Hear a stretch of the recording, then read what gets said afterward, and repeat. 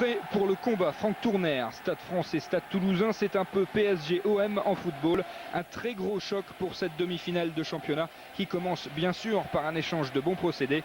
Dominguez et Pelouse dans un mano à mano du plus bel effet ici à Béziers. Mais dans l'arène du Stade de la Méditerranée, c'est le maestro parisien qui signe les premiers points sur pénalité après 5 minutes de jeu.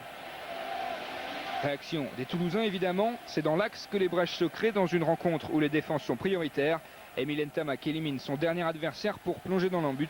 L'essai est transformé 7-3 après moins d'un quart d'heure.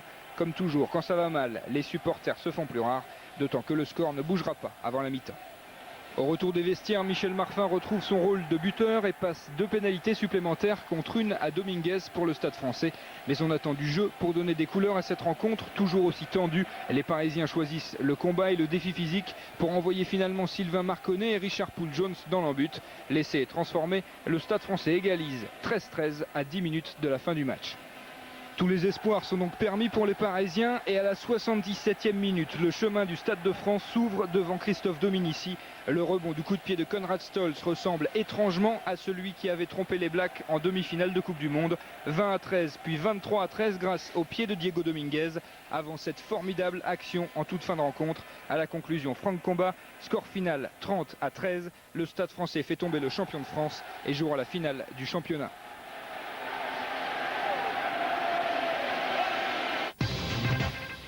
Du rythme et du jeu, voilà ce que promettait aujourd'hui la demi-finale inédite du championnat de France de rugby entre Pau et Colomiers au stade Armandie d'Agen.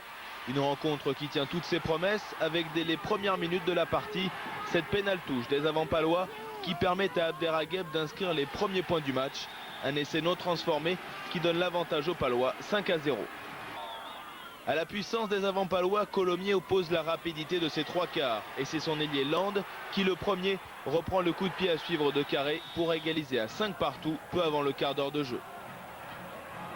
Les Columérins n'accordent aucun temps mort au Béarnais et après plusieurs tentatives infructueuses, Scrella sur pénalité donne l'avantage à son équipe 8-5 à la 22e minute.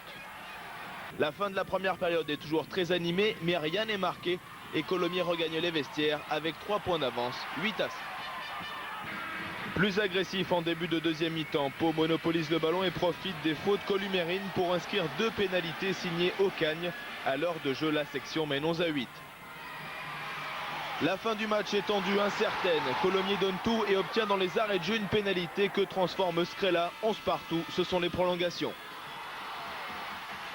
Des prolongations que les Béarnais entament à 100 à l'heure avec un essai en contre signé Bomati, un essai non transformé qui porte le score à 16-11 en faveur de Pau.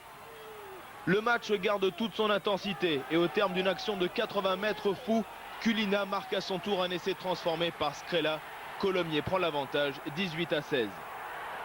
18-16 puis 19-18 en faveur de Pau quand Ocagne passe une pénalité peu avant la mi-temps des prolongations. Rien n'est joué. Pau mène, mais David Scrella n'a pas dit son dernier mot. Il passe un drop et Colomiers reprend l'avantage 21-19. À 5 minutes de la fin des prolongations, Ocagne répond à Scrella. La section paloise repasse en tête 22-21. Dans les arrêts de jeu de la prolongation, Colomiers tente son va-tout et obtient une pénalité. David Scrella s'avance et envoie les Columérins en finale samedi prochain au Stade de France. Colomiers s'impose